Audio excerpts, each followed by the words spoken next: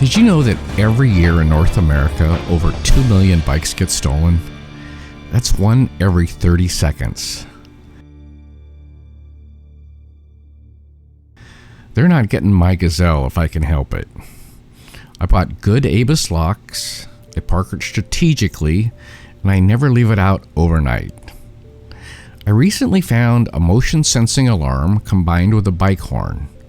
So when it's locked up, if somebody attempts to move it, a 118 decibel horn will sound and hopefully compel the bike thief to abandon his plan to steal my bike. The importers of Juice bikes have made these from motorcycle horns in China. They sell them on their website for $50, $49. They appear to sell pretty well. They go in and out of stock fairly often. Delivery took about a week, just about 8 days. It has an internal rechargeable battery serviced with a USB cable, which they send along with it.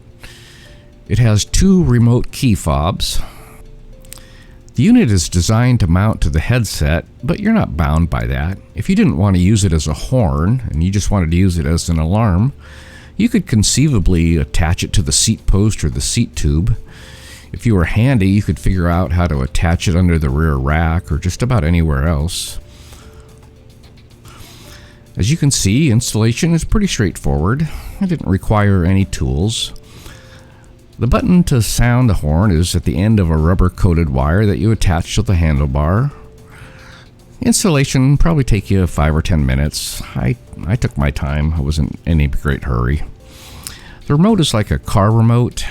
You hear a chirp when the alarm is set, and you can sound the horn remotely to help you locate it in a large parking area. So time will tell if it's worth the $50. But in the battle against bike thieves, I'll take all the help I can get.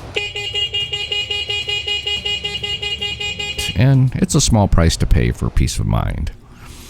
If you're interested in getting one of these, the website is juicedbikes.com.